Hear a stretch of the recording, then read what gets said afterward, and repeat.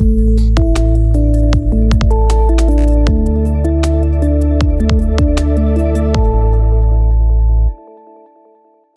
Hello everyone, welcome to Sflix entertainments.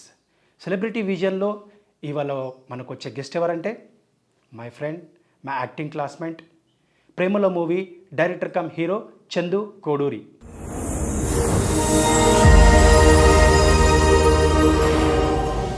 Hero అవ్వాలని ఇండస్ట్రీకి వచ్చి ఎన్నో కష్టాలు పడి, ఎన్నో అవమానాలు భరించి, ఎన్నో మూవీస్లో కూడా యాక్ట్ చేసి ఫైనల్గా తను చేసిన సినిమాకి తనే డైరెక్షన్ చేసుకొని హీరో కమ్ డైరెక్టర్గా సక్సెస్ అయ్యాడు. ఆయన పడ్డ కష్టాలు ఏంటి, ఆయన అనుభవాలు ఏంటి, ఆయన మాటలోనే తెలుసుకున్నాను. Hi Chandu, how are you? Fine Santosh, ఎలా ఉన్నా? ఫైన్ చందు.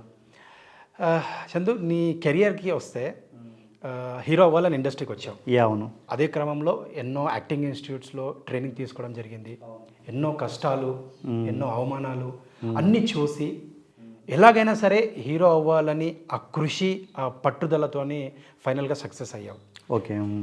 ఇన్ని ఇయర్స్ నీ జర్నీలో నువ్వు పడ్డ కష్టాలు ఏంటి, నీకు ఇండస్ట్రీలో సెటిల్ అవ్వడానికి ఇన్ని ఇయర్స్ ఎందుకు పట్టింది? ఎందుకు పట్టిందంటే జనరల్గా ఏంటంటే మనకి బ్యాకప్ లేదు. అంటే మనకి ఇండస్ట్రీ సైడ్ నుంచి కానీ, ఫ్యామిలీ పరంగా కానీ, ఎవరో ఇంతకుముందు సినిమాల్లో చేయడం కానీ, వర్క్ చేసిన వాళ్ళు కానీ ఎటువంటి బ్యాకప్ లేదు. సో అసలు ఇండస్ట్రీ గురించి తెలుసుకోవడానికి నాకు చాలా టైం పడేసింది. ఇంకొకటి మళ్ళీ మనకి ఏంటి, యాక్టింగ్ అది నేర్చుకోవాలి. దానికోసం నేను చాలా ఇన్స్టిట్యూట్లో యాక్టింగ్ ట్రైనింగ్ తీసుకోవడం జరిగింది. సో ఈ ప్రాసెస్లో నాకు దాని గురించి ఆ బేసిక్స్ తెలుసుకోవడానికి చాలా టైం పడేసింది. ఓకే. దాని తర్వాత అవకాశాల కోసం ట్రై చేయడం, అంటే వచ్చిన అవకాశాలు ఏమో అంత పర్ఫెక్ట్గా లేకపోవడం, కరెక్ట్గా లేకపోవడం, అయితే కొన్ని చేసినవి మంచి క్యారెక్టర్స్ చేశాను, అవేమో సినిమా రిలీజ్ కాకపోవడం, ఇలా రకరకాల ఇష్యూస్ వల్ల నేను అనుకున్న గోల్ రీచ్ కాలేకపోయాను అనమాట. సో అందువల్ల ఇంత లాంగ్ జర్నీ అయిందన్నమాట. మేబీ కొంతమందికి అదృష్టం ఉంటే ఏమవుద్దంటే కొంత షార్ట్ టర్మ్లో వెళ్ళిపోతారు. సో ఒక్కొక్కరిది ఒక journey. End of the day ఏంటంటే మన గోల్ రీచ్ అవ్వడం ముఖ్యం కాబట్టి అది 3 years పట్టిందా, 5 years, 10 years అని పెద్ద పట్టించుకోవాల్సిన అవసరం లేదు నా దృష్టిలో అయితే. అల్టిమేట్గా మన గోల్ రీచ్ అవ్వడం ఇంపార్టెంట్ అంటాను. అది ఈవెన్ దో ఇప్పుడు కూడా నేను గోల్ రీచ్ అయింది ఏంటంటే హీరో అవడం వరకు రీచ్ అయ్యాను. ఇప్పుడు గోల్ ఏంటి, హీరోగా సక్సెస్ఫుల్గా ముందుకెళ్ళాలి. దానికోసం నెక్స్ట్ ప్రయత్నాల్లో ఉన్నాను. సో త్వరలో అది కూడా జరుగుతుందని ఆశిస్తున్నాను. ప్రేమల మూవీకి వస్తే, ప్రేమల మూవీకి డైరెక్టర్గా, హీరోగా, ప్రొడక్షన్ సైడు ఇన్ని యాంగిల్స్ అన్నీ ఎలా మేనేజ్ చేసావు? అసలు ఆ సినిమా జర్నీ ఏంటి, దాని గురించి నువ్వు చెప్పగలుగుతావు? యాక్చువల్గా నువ్వు అన్నట్టే చాలా ఇయర్స్ అయిపోయింది కాబట్టి ఇండస్ట్రీలో, అయితే మనల్ని మనం ప్రూవ్ చేసుకోవాలి. అంటే చేసిన క్యారెక్టర్స్ ఏమో పెద్దగా పేరు రాలేదు, కొన్ని మంచి క్యారెక్టర్స్ చేస్తున్నవేమో సినిమాలు రిలీజ్ కాలేదు. సో ఫర్దర్గా ఏం చేయాలన్నప్పుడు మనమే ప్రూవ్ చేసుకోవాలంటే మనమే ఒక స్క్రిప్ట్ రాసుకొని మన మీద, అంటే మన బాడీ లాంగ్వేజ్ తగ్గట్టు ఒక చిన్న బడ్జెట్లో, అంటే అరౌండ్ నా సినిమాకి 1 CR అయింది టోటల్గా విత్ రిలీజ్తో కలిపి. అప్పుడు ఏంటంటే ఆ స్క్రిప్ట్ రాసుకొని నా బాడీ లాంగ్వేజ్ తగ్గట్టుగా, అంటే నాలో ఉన్న ప్లస్ పాయింట్స్ ఏవైతే ఉన్నాయో వాటిని బేస్ చేసుకొని కథ రాసుకున్నాను. ఆ ఎమోషన్స్ అవి రాసుకొని స్టోరీ చెప్పడం స్టార్ట్ చేశాను. ప్రొడక్షన్ హౌసెస్ కానీ, ప్రొడ్యూసర్స్ కానీ. సో ఎంతమందిని అప్రోచ్ అయ్యారు ఇలా? దాదాపు నేను ఒక 15 to 20 members దాకా కథ చెప్పాను. అందులో మోస్ట్లీ ఎక్కువ మంది కొత్త వాళ్ళ కోసమే. సో వాళ్ళ రెస్పాన్స్ ఎలా ఉండింది? అంటే రెస్పాన్స్ చెప్పినప్పుడు ఏంటంటే బేసికల్గా అంటే ఎవరు బిలీవ్ చేయరు ఇక్కడ. అంటే సినిమా రిస్క్ అందరికీ తెలుసు కాబట్టి. సో ఇప్పుడు నా మీద ₹1 కోటి పెట్టాలంటే ఎందుకు పెట్టాలి అని క్వశ్చన్ మార్క్. అదే మనకు ఆల్రెడీ పేరు ఉంటే ఈజీగా పెడతారు, లేదు కాబట్టి ఎవరు పెట్టరు, ముందుకు రాలేదు. ఆ క్రమంలో ఏంటంటే నాకు అర్థమైందన్నమాట. సో ఇంకా మనం ప్రూవ్ చేసుకోవాలంటే మనమే పుష్ చేసుకోవాలి. అందుకని ఏం చేశానంటే నా దగ్గర ఉన్న సేవింగ్స్, మా అన్నయ్య దగ్గర ఉన్న కొంత సేవింగ్స్, ఫ్రెండ్స్ దగ్గర కొంత అప్పు తీసుకొని అలా చిన్నగా స్టార్ట్ చేశాను అనమాట. అయితే అందుకనే నాకు ఇంత టైం పడేసింది ఆ సినిమాకి కూడా. అంటే ఫస్ట్ ఒక 1.5 year కథ చెప్పడం స్టార్ట్ అయింది. అందరికీ కథ చెప్పడం, దానివల్ల టైం వేస్ట్ అయిపోయింది. దాని తర్వాత నేను డెసిషన్ తీసుకోవాల్సి వచ్చింది. అది తీసుకోవడానికి కూడా ఒక 6 months టైం తీసుకున్నా. ఎందుకంటే సినిమా అంటే రిస్క్ కాబట్టి మనకి వన్స్ ఇక్కడ అమౌంట్ పోతే కనుక మనం నెక్స్ట్ ఏంటి, పొజిషన్ ఏంటి, పరిస్థితి ఎట్లా ఉంటుంది, అన్నీ బేరీజ్ వేసుకొని సో కొంత గ్రౌండ్ వర్క్ చేసుకొని అప్పుడు ఆ డెసిషన్ తీసుకున్నాను అనమాట. దానివల్ల అంత టైం పట్టింది నాకు అది. సో సినిమా రన్నింగ్ అయ్యేటప్పుడు కూడా చాలా ఇబ్బందులు పడాల్సి వచ్చిందా? పడాల్సి ఫైనాన్షియల్ కావచ్చు, లేకపోతే ఆర్టిస్టుల పరంగా కావచ్చు? ఎలాంటి ఇబ్బందులు అంటే బేసిక్గా ఏంటంటే నాకు అంటే యాక్టింగ్ సైడ్ నాకు కొంచెం ఎక్స్పీరియన్స్ ఉంది, రైటింగ్ సైడ్ ఎక్స్పీరియన్స్ ఉంది, డైరెక్షన్ సైడ్ ఎక్స్పీరియన్స్ ఉంది. ఇవన్నీ ఏంటంటే మనకు క్రియేటివ్ జాబ్ మాట. బట్ యాజ్ ఎ ప్రొడ్యూసర్గా ఫస్ట్ టైం మాట. అంటే ఒక ప్రొడ్యూసర్గా ఎంత ప్రెషర్ ఉంటుంది అనేది నాకు ఈ సినిమా ద్వారా తెలిసిందన్నమాట. నాకు తెలిసి సినిమా ఫీల్డ్లో అన్నిటికన్నా పెద్ద రిస్క్ ఏంటంటే ప్రొడ్యూస్ చేయడం అన్నమాట. అందరూ అంటారు స్టేజ్ మీద వాటి మీద చాలామంది పెద్ద హీరోలు కానీ చాలామంది ఆర్టిస్టులు కానీ టెక్నీషియన్స్ కానీ ఏం చెప్తారంటే మేము ఈ సినిమా కోసం చాలా కష్టపడ్డాం, ఇన్ ఇయర్స్ కష్టపడ్డాం అని చెప్తుంటారు. కానీ నాకు ఈ సినిమా ద్వారా తెలిసింది రిస్క్ ఏంటంటే ఎవడంటే పెద్ద రిస్క్ అంటే ప్రొడ్యూసర్గా రిస్క్. ఇప్పుడు మిగతా వాళ్ళంతా సర్వీస్ ఓరియంటెడ్ అన్నమాట. అందరూ వస్తారు, ఒక శాలరీ తీసుకొని పనిచేసి వెళ్ళిపోతారు. ఓకే, వాళ్ళకి ఏమైపోతుంది, ఒక టైం పోతుంది, కొంత టైం పోతుంది, వాళ్ళకి డబ్బులు అయితే వస్తాయి కదా. సో ఈ సినిమా ఫ్లాప్ అయినా వాళ్ళు వేరే సినిమా కోసం మళ్ళీ ట్రై చేసుకోవచ్చు. కానీ ఒక ప్రొడ్యూసర్కి మొత్తం డబ్బు పెట్టేసిన తర్వాత ₹1 కూడా వెనక్కి రాకపోతే అది పరిస్థితి ఏంటి? కరెక్ట్, రోడ్డు మీదకి వచ్చేయడమే, అంతే, జీరో మాట. రిస్క్, అది పెద్ద రిస్క్ మాట. సో ఈ సినిమాకి నేను ఆ రిస్క్ కూడా చేశాను అనమాట. యాజ్ ఏ హీరోగా, డైరెక్టర్గా, ప్రొడ్యూసర్గా. నాకు మిగతావన్నీ ఈజీగా అనిపించింది కానీ ప్రొడ్యూసర్గా చేయడమే కష్టం అనిపించింది. అందుకంటే ఎక్కువ ప్రెషర్ అన్నావు కదా, ఆ ప్రెషర్ ఎక్కువ అక్కడే పడింది. అంటే డబ్బు ఏమో మన దగ్గర లిమిటెడ్గా ఉంది, ఆ బడ్జెట్లోనే సినిమా తీయాలి, అనుకున్న సినిమా తీయాలి. సో అనుకున్న ఆర్టిస్టులు కావాలి ఆ బడ్జెట్లోనే. సో ఇక్కడ అంటే లైక్ సీనియర్ ఆర్టిస్టులు కూడా ఉన్నారు కదా అందులో, సో వాళ్ళ సపోర్ట్ ఎలా ఉండింది నీకు? సీనియర్ ఆర్టిస్టులు అందరూ బాగా హెల్ప్ చేశారు నాకు. నిజంగా చెప్పాలంటే వాళ్ళే బాగా హెల్ప్ చేశారు. అంటే శివాజీ రాజా గారు, శ్రీనివాస్ భోగిరెడ్డి గారు, నెక్స్ట్ మధు గారు, వీళ్ళందరూ కూడా చాలా బాగా హెల్ప్ చేశారు. నెక్స్ట్ మన భాష అని చెప్పి కమెడియన్ ఉంటాడు, తను కూడా అది, వీళ్ళంతా బాగా హెల్ప్ చేశారు. ఇంకా చెప్పాలంటే కొత్త హీరోయిన్ అంతగా సపోర్ట్ చేయలేదని చెప్పాలి. అంటే సినిమా వరకు చేసింది, తర్వాత ప్రమోషన్ కానీ ఎక్కడా కానీ తను ఓపెన్ కాలేదన్నమాట. అసలు రాలేదు బయటికి సినిమా గురించి. అదొకటి నాకు కొంచెం బాధగా అనిపించింది. ప్రమోషన్కి హీరోయిన్ రాలేదు. అదేంటి? ఎందుకంటే నాకు తెలియదు అది ఆ విషయం. ఇప్పుడు పెద్ద సినిమా హీరోయిన్ ఎక్కడ బిజీ ఉందంటే ఏదైనా అనుకోవచ్చు, చిన్న సినిమా హీరోయిన్లు కూడా ప్రమోషన్స్కి సపోర్ట్ చేయకపోతే అదే కదా నేను ఫీల్ అయింది. ఇక్కడ ఇండస్ట్రీ ఏంటి, ఇప్పుడు చిన్న సినిమాకి ఇంకా ఇంపార్టెంట్, అందరూ సపోర్ట్ చేయాలి. సో అలాగా ఆ అమ్మాయి ఎందుకు రాలేదో మనకు తెలియదు మరి పర్సనల్గా.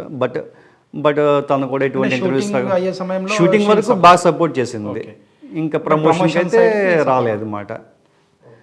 సో మెయిన్ అంటే చిన్న సినిమాలో నాకు ఎక్కువ ఇబ్బంది అనిపించింది ఈ సినిమా వరకు అయితే. నాకు ప్రొడ్యూస్ చేయడం ఇబ్బంది అనిపించింది. మిగతా మనకి ఏంటంటే క్రియేటివ్ జాబ్ కాబట్టి నేను చేసుకోగలను. బట్ ఏంటంటే ఫైనాన్షియల్ ఆస్పెక్ట్ కానీ సినిమాని మార్కెటింగ్ చేయడం అంటే, ఇప్పుడు సినిమా తీయడం ఈజీయే, చిన్న సినిమా పబ్లిసిటీ పెద్ద ఎవరైనా తీయొచ్చు అన్నమాట ఈ రోజుల్లో. బట్ ఏంటంటే మార్కెటింగ్ చేసుకోవడం మాత్రం చాలా కష్టం అన్నమాట. సో దాంట్లో మనకి ఎక్స్పీరియన్స్ లేదు, ఇండస్ట్రీ పరంగా కూడా ఎవరు హెల్ప్ చేయరు, ఎవరు ఏం చెప్పరు, గైడ్ చేయరు ప్రాపర్గా. అంటే ఇప్పుడు నీకు ఇండస్ట్రీలో ఇన్ని ఇయర్స్ అయింది కాబట్టి చాలా సర్కిల్ కూడా ఉంది. సో సీనియర్ హీరోస్ అవ్వచ్చు, సీనియర్ డైరెక్టర్స్ అవ్వచ్చు, వాళ్ళ సపోర్ట్ నువ్వు అడగలేవా, లేకపోతే అడిగినా ఇవ్వలేకపోయారా? అంటే మేబీ అంటే మనం అడిగిన టైంకి వాళ్ళు బిజీగా ఉండడం, వాళ్ళు కూడా అందరూ ఆల్మోస్ట్ మూవీస్ చేస్తున్నారు అన్నమాట. వాళ్ళ సినిమాల్లో బిజీగా ఉండడం వల్ల ఈవెన్ అప్పుడు ఏంటంటే నేను కూడా కొంత టైం వెయిట్ చేయాల్సిందన్నమాట.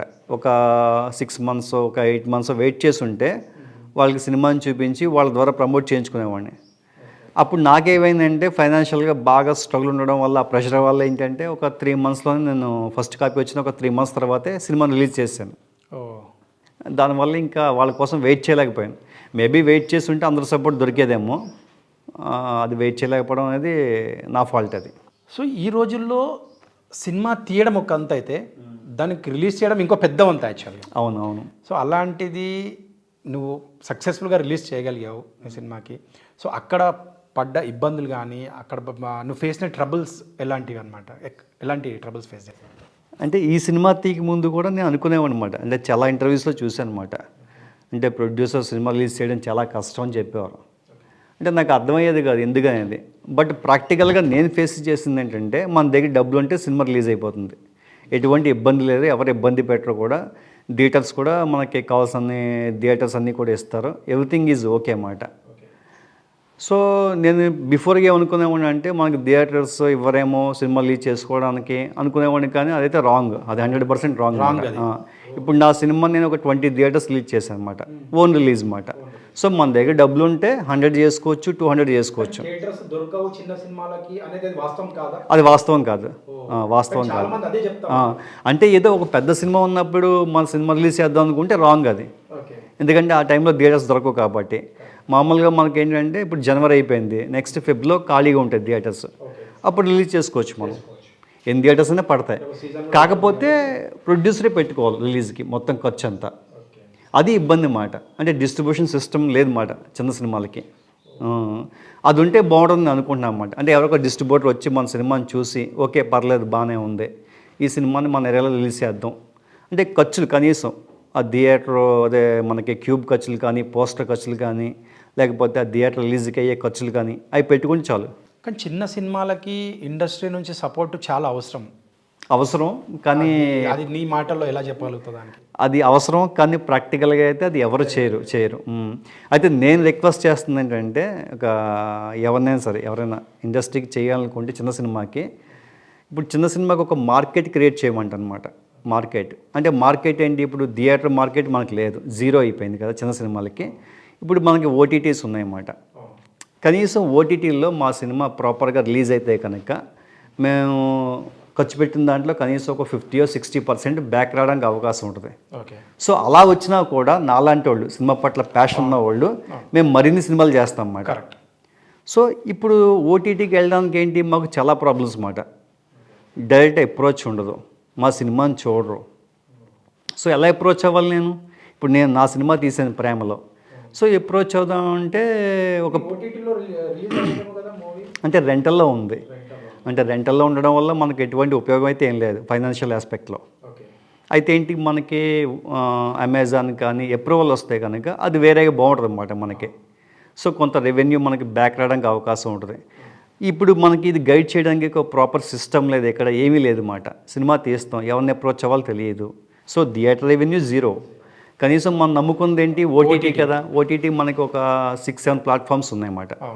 ఉన్నప్పుడు మనకు ఒక అప్రోచ్ దొరికితే వాళ్ళు కనీసం మనం ఖర్చు పెట్టిన దాంట్లో ఒక 30% 40% తీసుకున్నా కూడా సినిమాని, లేదు అలా కాదు కానీ సబ్స్క్రిప్షన్ బేస్డ్ అంటే ఒక పర్ అవర్కి ఇంత ఇస్తారన్నమాట అమౌంట్. అలా ఇచ్చినా కూడా మాకు హెల్ప్ అవుతుంది. కానీ అక్కడ కూడా వెళ్ళలేకపోతున్నాం అన్నమాట. ఇప్పుడు నేను ఫేస్ చేసింది ఏంటి, మెయిన్ అదే. ఇప్పుడు నా సినిమా ఏంటి, కంటెంట్ నేను సూపర్ అని చెప్పను, అద్భుతం అని చెప్పను, కానీ పర్లేదు ఒక యావరేజ్ సినిమా బాగుంటుంది. యాక్చువల్లీ నేను కూడా చూసాను, సినిమా చూసా కాబట్టి అది క్లైమాక్స్ కూడా ఎంత హార్ట్ టచింగ్ ఉంటుంది అంటే నిజంగా కళ్ళలో నీళ్ళు వస్తాయి కదా. చాలా హార్ట్ టచింగ్. ఇప్పుడు ఇది చూసినప్పుడు నీకేమనిపించింది, ఓవరాల్గా ఓకే పర్లేదు బాగానే ఉంది సినిమా, కంటెంట్ పరంగా మంచిగా తీసారనిపించింది. సో ఇప్పుడు ఆ ఓటీటీ వాళ్ళు మా సినిమాని చూసి కనీసం వాళ్ళు దాంట్లో రిలీజ్ చేసుకుంటే మాకు హెల్ప్ అవుతుంది కదా. ఏ విధంగా హెల్ప్ అవుతుంది, ఒకటి ఫైనాన్షియల్ ఆస్పెక్ట్ హెల్ప్ అవుతుంది. నెక్స్ట్ నాకు కొన్ని ఇంకా కొత్త అవకాశాలు రావడానికి అవకాశం ఉంటుంది సినిమా చూసి. ఓకే స్టెప్ వేయడానికి ఇతను బాగానే చేసాడు సినిమా, ఓకే నెక్స్ట్ అవకాశం ఇవ్వచ్చు అనేది మాకు హెల్ప్ అవుతుంది ఆ రకంగా. కానీ ఏంటంటే ఓటీటీ కూడా చాలా ఇబ్బందులు అయితే నేను ఫేస్ చేశాను అనమాట. అంటే మెయిన్ ప్రాపర్ గైడెన్స్ లేదు, ఎవరిని నమ్మాలో తెలియదు, ఇబ్బందులు ఉన్నాయన్నమాట. నేనేమంటా అంటే ఈ ప్రొడ్యూసర్ కౌన్సిల్ కానీ ఎవరైనా ఇండస్ట్రీకి సంబంధించిన వాళ్ళు కానీ, అంటే ఒక ప్రొడ్యూసర్కి కనీసం ఓటీటీ ప్లాట్ఫామ్కి బిజినెస్ చేసుకునేటట్టుగా కొంచెం ఒక వే క్రియేట్ చేస్తే బాగుంటుంది. ఇప్పుడు ఏంటి మాకేం లాభం, మేము రూపాయి పెట్టామనుకో మాకు 10 రూపాయల అవసరం లేదు మాకు. కనీసం మేము పెట్టిన రూపాయికి కనీసం ఒక 60 పైసా 70 పైసా వచ్చినా కూడా నాలాంటి ప్యాషన్ ఉన్నవాళ్ళు సినిమా పట్ల మళ్ళీ ఇంకో సినిమా చేస్తాం మేము.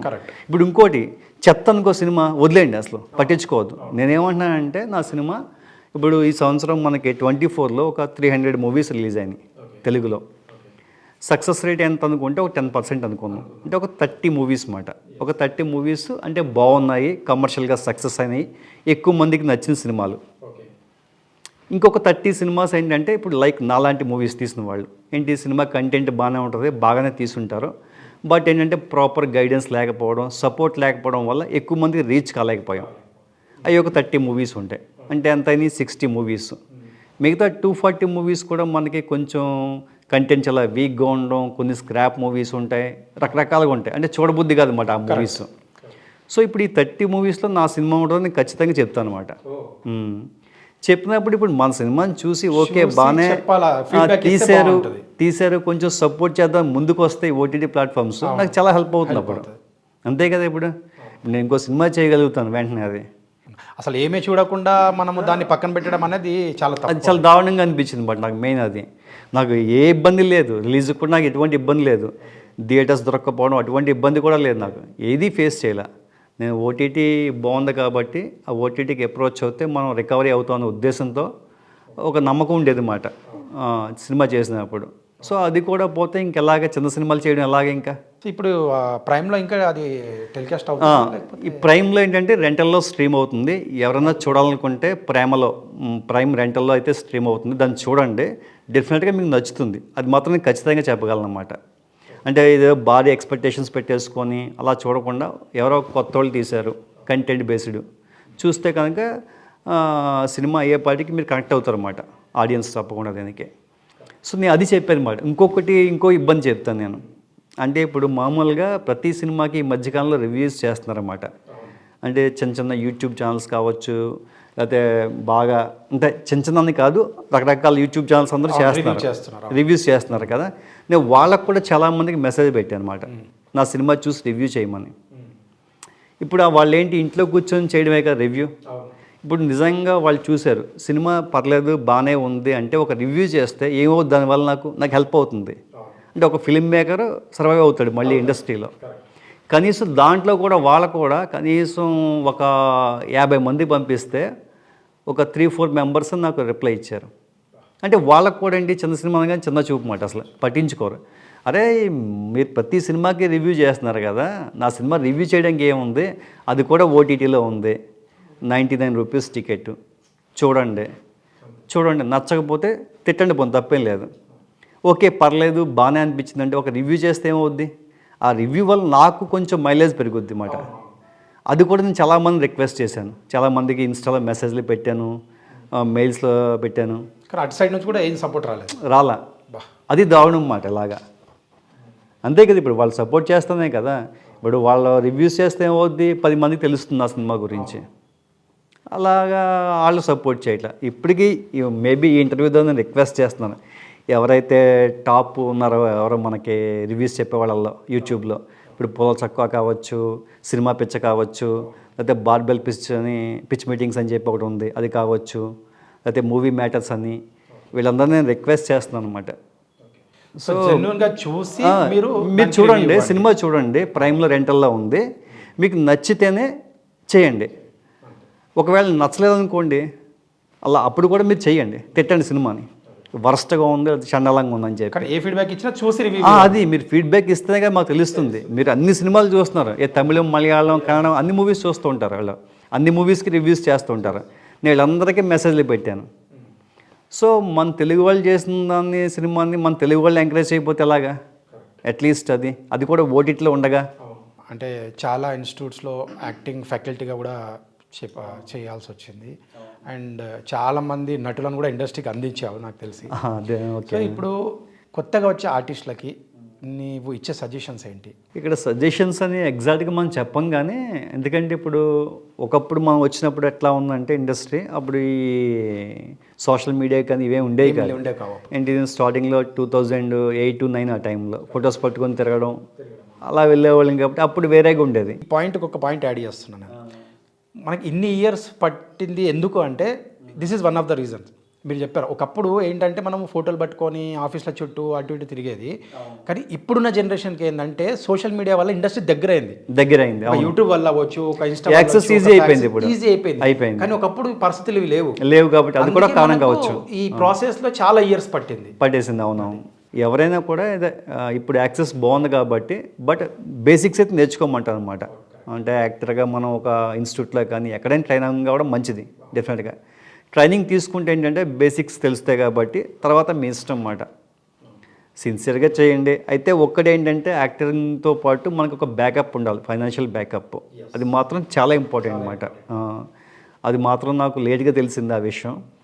ఎందుకంటే మనకి ఈ యాక్టింగ్ జర్నీ అది మనం చెప్పలేమన్నమాట. అంటే ఎప్పుడు మనం సక్సెస్ అవుతామో మనకి తెలియదు. మనం చాలామంది చూసుంటాం, చెప్తుంటారు 10 years 20 years 30 years అని చెప్తుంటారు. నైట్కి వాళ్ళు చాలా రేర్ ఉంటారు, నిలబడరు కూడా. సో అంతకాలం మనం ప్యాషనేట్గా ఉండాలి. ఇక్కడ ఉండాలంటే మనకి బ్యాకప్, ఫైనాన్షియల్ బ్యాకప్ అంటే అది ఇంపార్టెంట్. దాంతోపాటు ఇంకొకటి ఏంటంటే ప్రతి యాక్టర్ ఏంటంటే ఇక్కడికి వచ్చే వాళ్ళని నేను గమనించింది యాజ్ యాక్టింగ్ ట్రైనర్గా, అంటే ప్రతి ఒక్కళ్ళు ఒకటి ఊహించుకొని వస్తారు, అంటే ఒక హీరోని ఏదోను. నేనేమంటానంటే మన పొటెన్షియాలిటీ ఏంటి, మనం ఏం చేయగలం.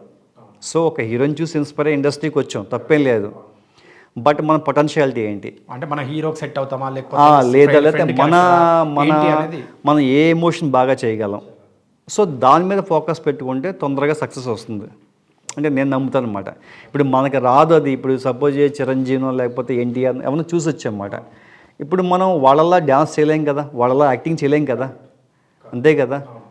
సో మనకుండే కెపాసిటీ ఏంటి, మన స్కిల్స్ ఏంటి, మన మైండ్ సెట్ ఏంటి, ఓకే మనం దీనికి ఫిట్ అవుతాం, మనం ఇది బాగా చేయగలం అనుకున్న దాన్ని ఎంత తొందరగా మనం తెలుసుకుంటే యాజ్ యాక్టర్గా సక్సెస్ కూడా ఈజీగా ఉంటుంది, అది తొందరగా వస్తుంది అన్నమాట సక్సెస్ కూడా. అది ఇప్పుడు ఒక డైరెక్షన్ అనే యాంగిల్ కూడా చూసావు, ఒక ప్రొడ్యూసర్ అనే యాంగిల్ కూడా చూసావు కాబట్టి ఫిలిం మేకర్స్కి ఇచ్చే సలహా ఏంటి నువ్వు?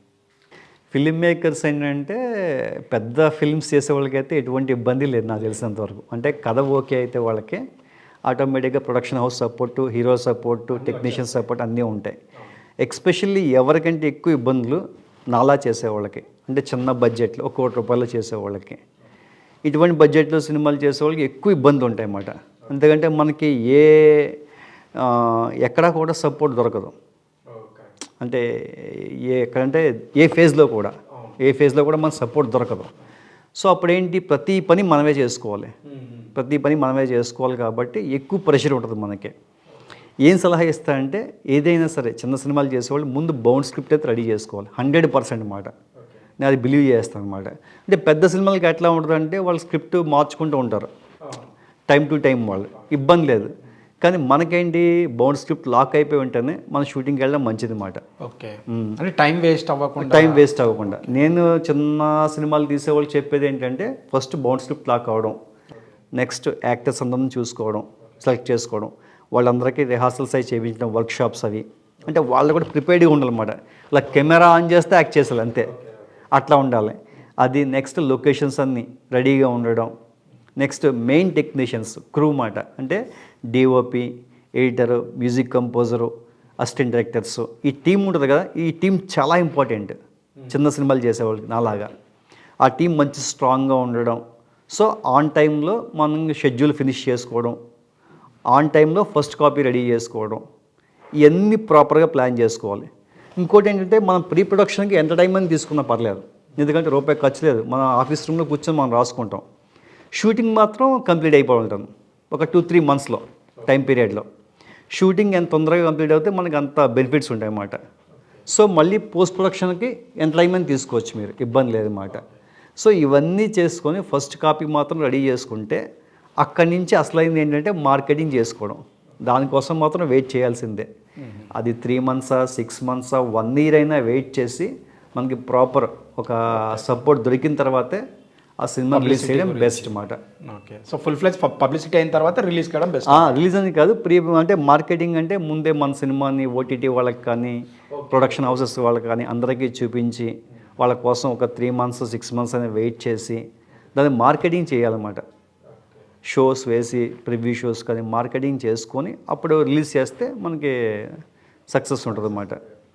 లేదంటే అక్కడ కొంచెం మనం టెన్షన్ పడితే మాత్రం ఇబ్బంది అయిపోతుంది. సో మెయిన్ ఇది, ఈ ప్లానింగ్ చేసుకుంటే చిన్న సినిమాలు కూడా సక్సెస్ రేట్ అవకాశం ఉంటుంది అన్నమాట మనకి. ఇంకా స్క్రిప్ట్ అవంటే ఇంకా వాళ్ళ చాయిస్, అది మనం ఎవరి థింకింగ్ బట్టి డిపెండ్ అయి ఉంటుంది. అంటే నేను అనుకునేదంటే ఇప్పుడు ఫిలిం హీరో కాకుండా సీరియల్ సైడ్ నువ్వు హీరోగా ట్రై చేయలేదా? ఒకవేళ ట్రై చేస్తే నువ్వు ఎప్పుడో సక్సెస్ అయ్యేవాడివేమో అని నా ఒక ఒపీనియన్. అంటే చేశాను యాక్చువల్గా 2015లో ఒక సీరియల్ కూడా చేశాను అనమాట, రాణివాసం అని చెప్పి.